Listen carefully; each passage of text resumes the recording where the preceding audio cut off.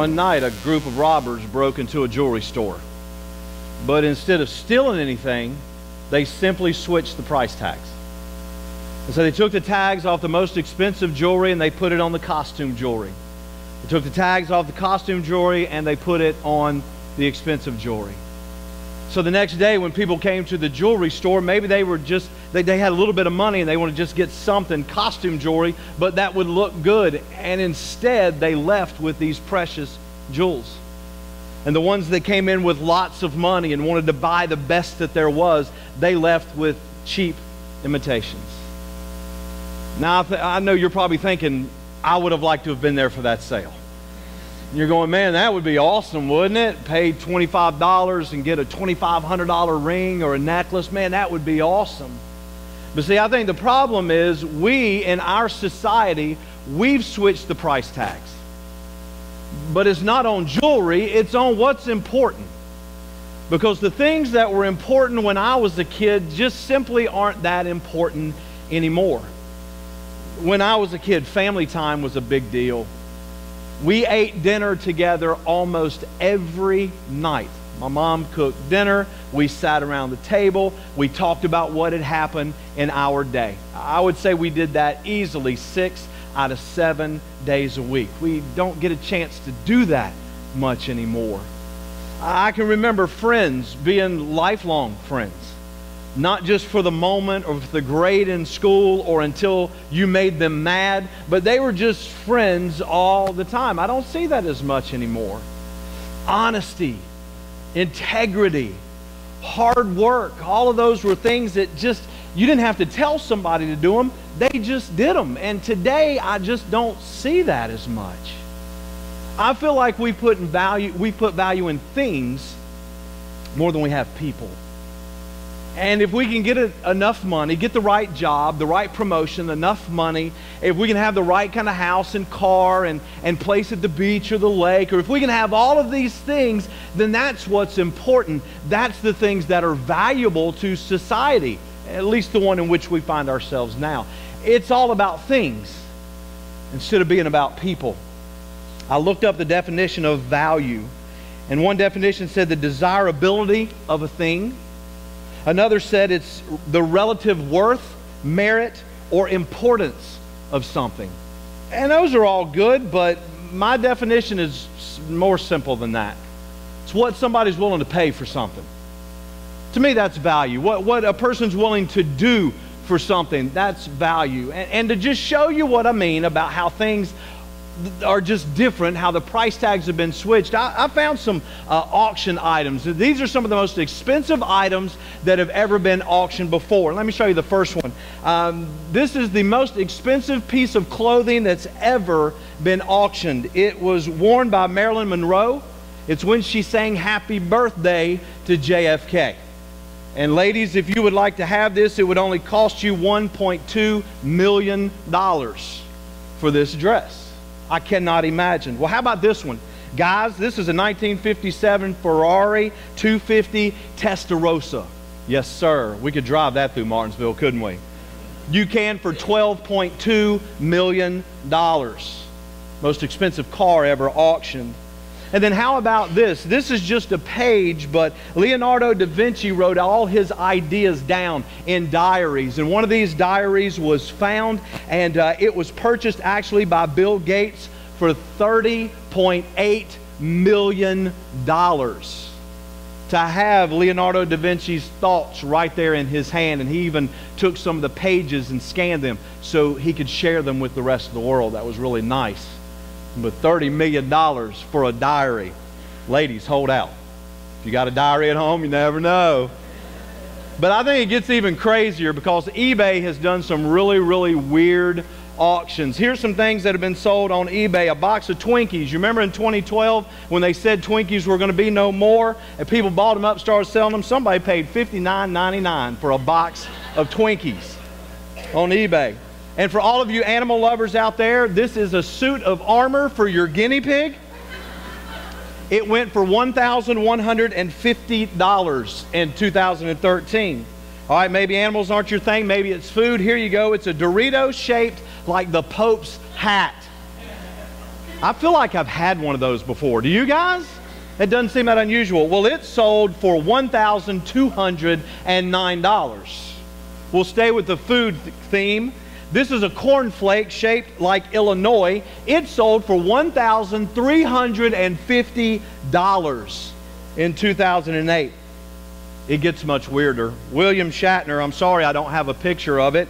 His kidney stone sold for $25,000 on eBay. I got two right now at the house. I'll sell you for much cheaper than that. All right, how about this one? This is a grilled cheese sandwich that the owner says has the face of the Virgin Mary on it. See if you can see Mary in there. So because of that, it sold for $28,000 in 2004. And the last one I have for the ladies who are still Justin Bieber fans. His hair clippings sold for $40,668 in 2011. I don't know about you, but I think the price tags have been switched in our country.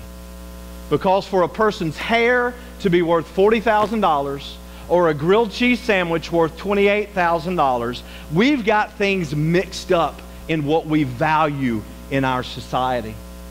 In fact, the life of the unborn is completely devalued. And people kill unborn children every day. See, we don't value the things that we used to value. And yet there's hope. There's still hope that we can switch the price tags back. Well, we're going to be in Mark chapter 14 today. And this is what Mark is going to be talking to us about. He's going to talk to us about things that we value, about our priorities in our life. And so as we go throughout the rest of our message time, I want you to be thinking about your own priorities. I want you to be thinking about how valuable your relationship with Jesus is. Because in Mark 14, Mark's going to do something that he did several messages ago when we were reading, and I told you that he does a sandwich technique where he tells you the first part of a story, then he interjects another story, and then he finishes his first story, and he puts it together like a sandwich. And today he's going to do that so that you and I can see the vast contrast between how one group of people values Jesus and how one woman values Jesus. So in Mark chapter 14, let's begin there in verse 1. It says, "Now the Passover and the festival of unleavened bread were only 2 days away, and the chief priests and teachers of the law were scheming to arrest Jesus secretly and kill him. But not during the festival, they said, or the people may riot." Let me make sure you remember the chief priests, the teachers of the law. This is the religious elite of the Jewish people. They're the ones that were kind of like the ministers and elders of their day.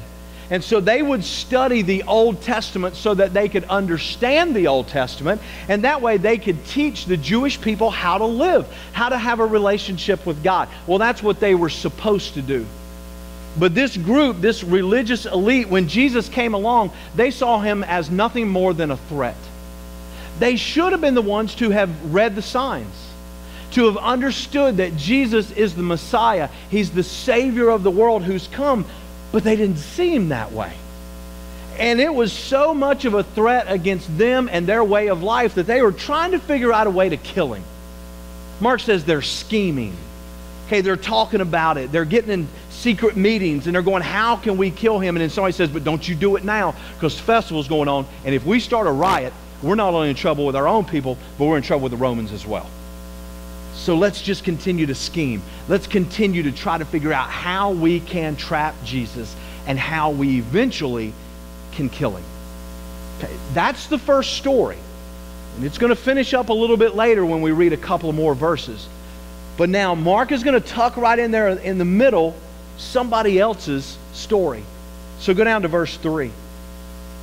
"While he was in Bethany, reclining at the table in the home of Simon the leper, a woman came with an alabaster jar of very expensive perfume made of pure nard.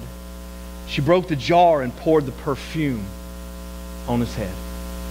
Jesus has left Jerusalem. He's in this little sleepy town right outside of Jerusalem called Bethany. And I don't know exactly who Simon the leper is, but apparently the readers would have known who he was. And so Jesus is at a dinner at Simon's house. The disciples would have been there, invited guests would have been there. And as they are reclining at the table and eating, all of a sudden a woman comes in. Now, we look at that and go, okay, big deal. No, it's a really big deal. Because women did not interrupt dinners that men were having unless they were coming to serve food, serve wine, wash their feet, do something in a servant role. That's the only time a woman would come into the room. But this woman comes into the room not holding food, not holding wine, or a basin to wash feet. She walks in with a jar of perfume, and it says that she broke that jar. She broke it open and she began to pour it on Jesus' head. And you can imagine as that perfume would begin to go down his hair and on his shoulders and down his body, can you imagine the smell that would have permeated that room? Remember, they didn't do a lot of bathing in the first century. I'm not saying they didn't take baths, they didn't wash up, but not like we do now. And if you've been out in the heat of the day all day and you come in, you're dirty, you're nasty, that's why they wash people's feet, because you're going to bring that filth with you. And this is a bunch of men. Okay, you know what I'm talking about, right, ladies? A bunch of men been working all day around a picnic table eating. Smells are probably not that good. But this woman begins to pour this perfume on Jesus, and the smell would have just permeated the room. And not only the room, I believe it would have went to all rooms around it. Maybe even out the windows and outside, and people around the house could notice something is going on in this room. What you need to understand about this perfume is it is so expensive. It was made from the roots of a plant that was grown in India. And so you just didn't have this perfume laying around the house. This is something that you're going to see a little bit later. It would have cost this woman more than a year's wages to have purchased this perfume. Now, in the first century, women didn't have ways to make a lot of money.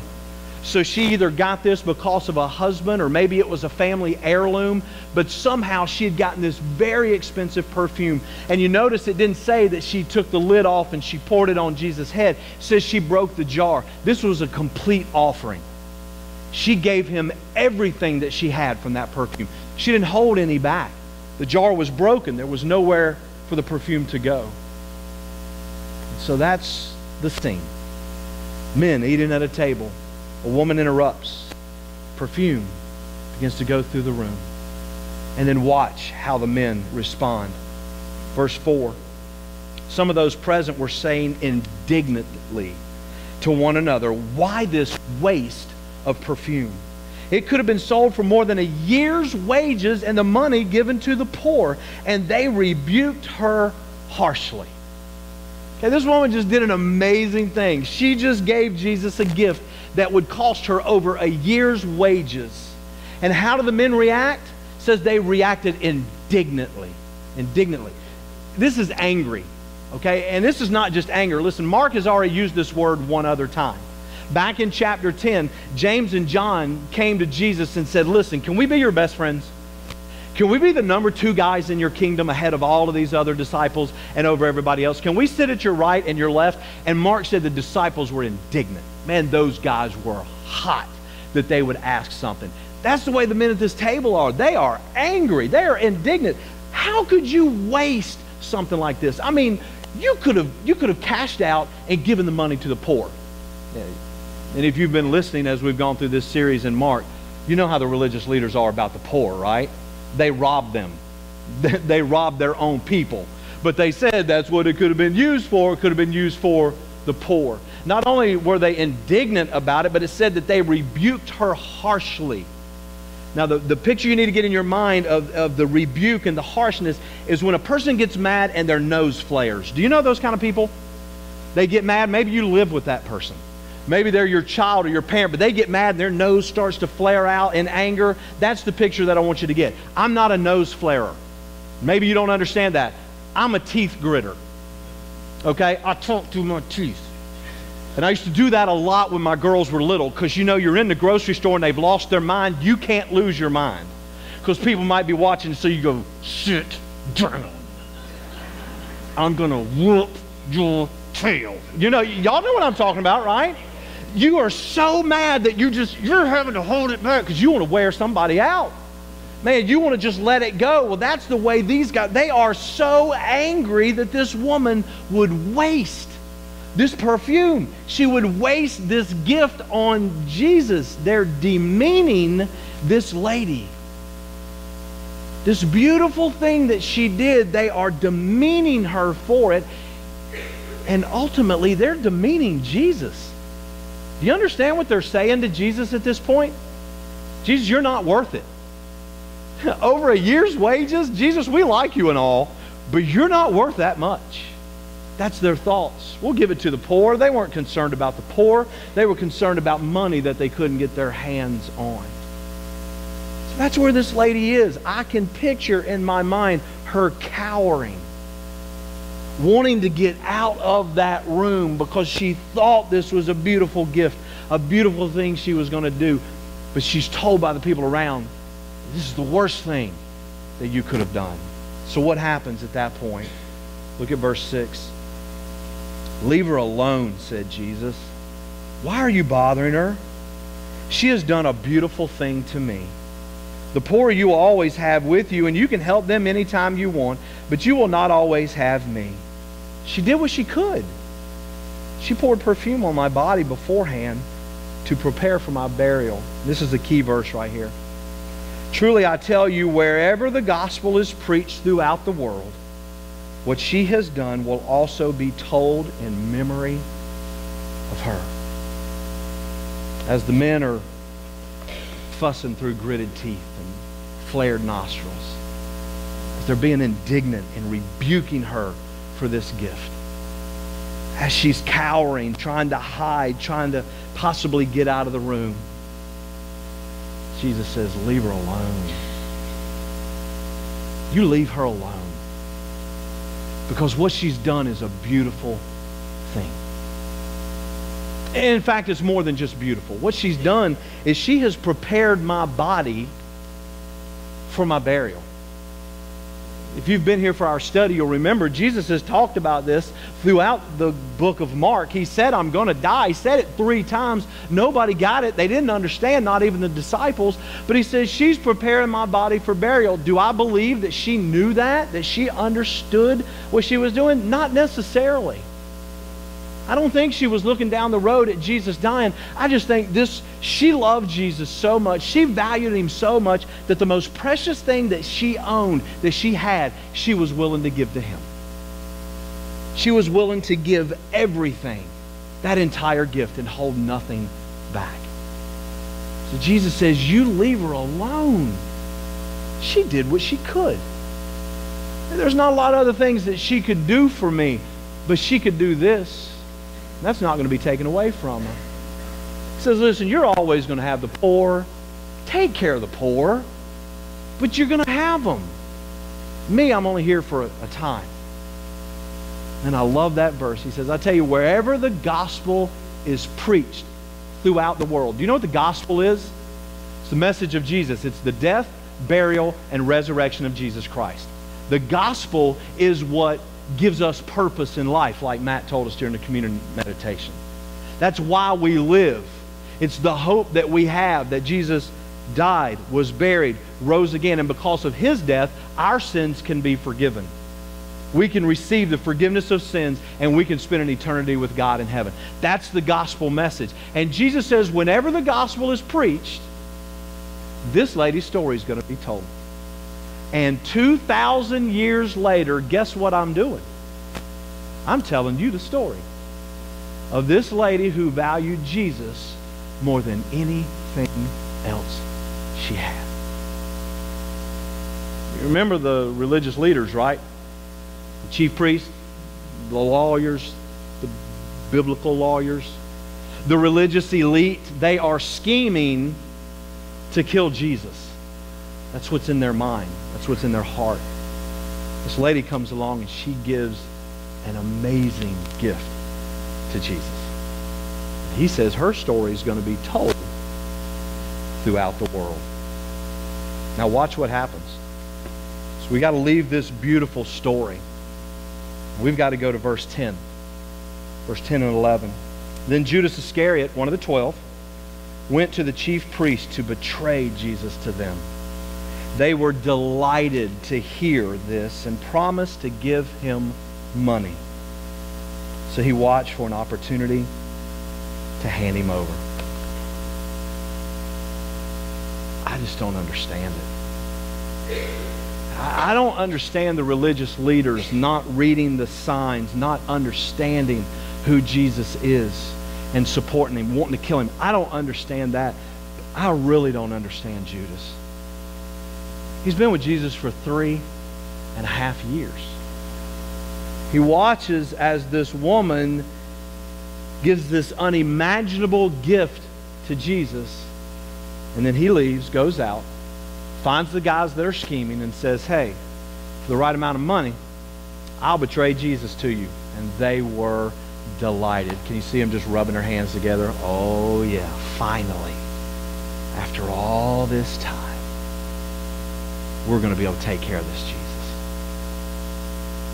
See, for the religious leaders and Judas, Jesus had little value at all. What was Jesus worth to them? The other Gospels tell us he was worth 30 pieces of silver. I can't tell you exactly what that's worth, but in the things that I read, it says it would take about 120 days to earn that. 120 days.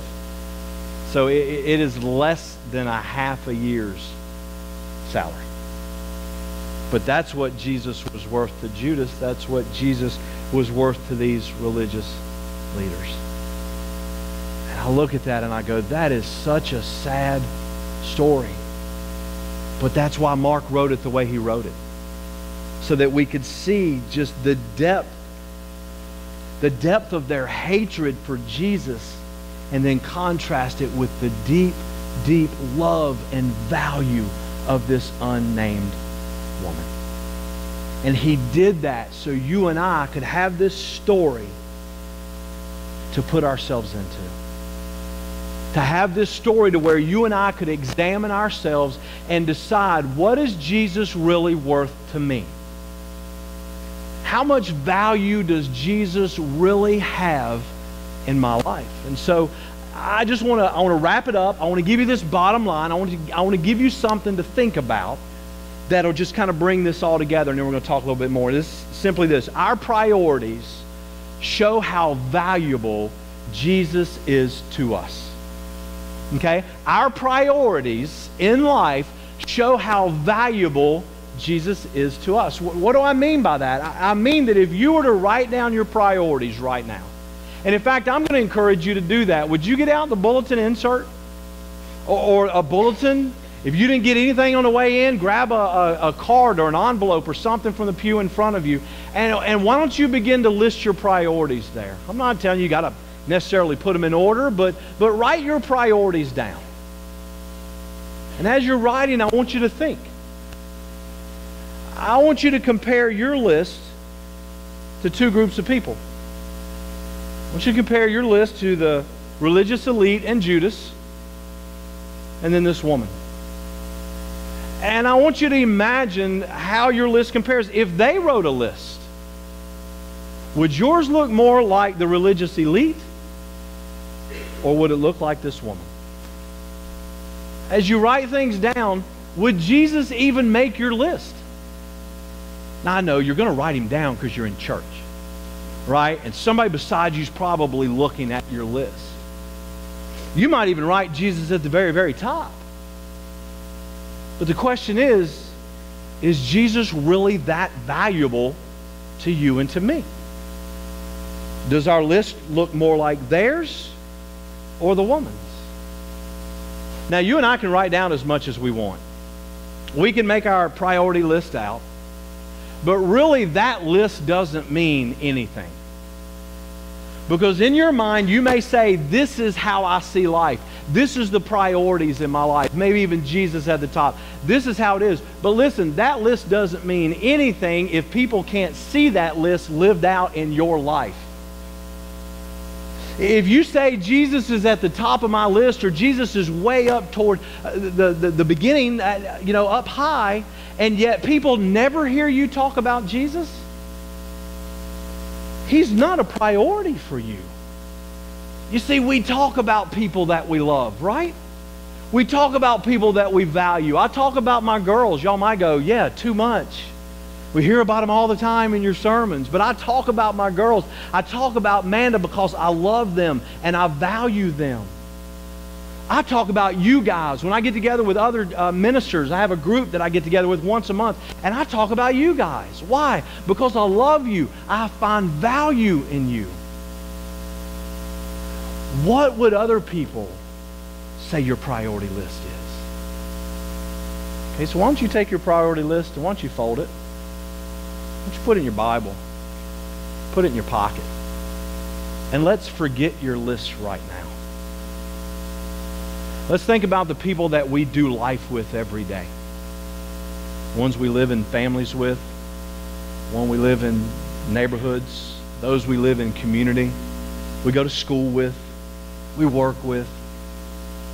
Let's now give them a piece of paper and say, I want you to write down my priorities. Can you imagine how crazy people would think you were if you actually did that? But in your mind, let's do this. Let's go to your boss. Let's go to a fellow employee. Let's go to your kids. Let's go to your parents. Let's go to somebody that you trust and hand them a piece of paper and say, write down my priorities. How you think I live my life. And I don't know about you, but that scares me a little. It scares me what you guys might think my priorities are. Because I think I got them together. I think I'm doing what I'm supposed to do, but I'm not sure that you guys know that. And how would you feel as a person begin to write your priorities down? And maybe number one, in all capital letters, they write your job, your career, money, popularity or prestige, getting ahead no matter what it takes. Could be something like that. Or maybe it would say strong work ethic. Looks out for other people. Always does their best. And that's good stuff. But the question is, would they write Jesus on your list? Would they write church? Serving God? Would that be a part? See, our priorities show how much we value Jesus. That's just the way it is. And people see our priorities around us. And they need to see that Jesus is at the top of the list. If not, we may come off looking like Pharisees and Sadducees and religious leaders who know all the right things to say, who go to church, who are playing the game, but nobody else sees a relationship with Jesus outside of us. That's a tough, tough question for me. And I wonder if it is for you as well. See, our priorities show how valuable Jesus is to us. So I believe you and I need to look at our priorities today. We need to compare our lists. Are we like the religious leaders, the religious elite, the ones that everybody looked up to but were farther from God than Jesus said prostitutes and tax collectors and thieves? Is that who we look like? Or do we look like a lady who just says, I don't care what people think. I don't care how people are going to react. People are going to know how much Jesus means to me. Because I'm going to live my life in a way that they can see Him. But I'm not only going to live, I'm going to talk about Him. And I'm going to let people know that I love Jesus and that He's a priority. I don't think that our list necessarily needs to have Jesus number one, then family number two, work number three, however you want to do your list. I think Jesus should permeate every other thing that we do. And that when people write our list down, they go, what a great worker who works for Jesus. What a great dad, what a great mom, what a great kid who loves like Jesus. They make a lot of money. but doggone, they give so much of it away, I don't know how they have all that money. See, because they serve Jesus. And when people can see Him permeate everything that we do, they're going to know He's valuable to us. We're not going to have to tell them. We should, but we probably won't have to. And so what I would like to encourage you to do, I know you did it in your mind today, this whole priority list, and wondering what somebody else would write down, but I dare you to do something. I dare you to do it for real this week. I dare you to try it. Maybe it's your spouse or a kid or a parent. Maybe it's a close friend, somebody. Just hand them a piece of paper and go, would you write down what you think my priorities are? No strings attached. I'm not going to get mad. Just write them down, would you? And then take them and look at the list. And then what I want us to do is allow that list to change the way we live. Maybe we just need to make little changes, little tweaks here and there. Maybe we got to make a wholesale change. But I dare you. I dare you to do it this week. Because if Jesus is truly valuable to you, other people will notice it and they'll put it on your list because they'll see Him in you. Will you bow your heads?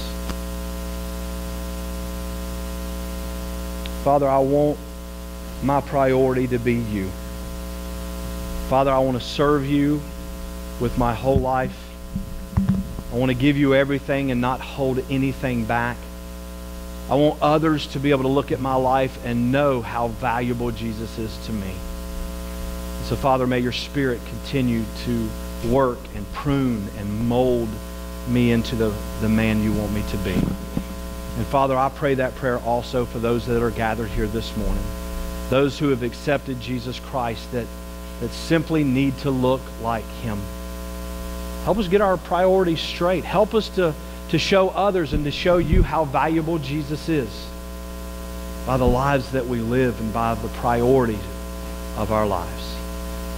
So give us the strength, Father, to walk forward and never back. We love you. We love Jesus, and we pray all these things in His name. Amen.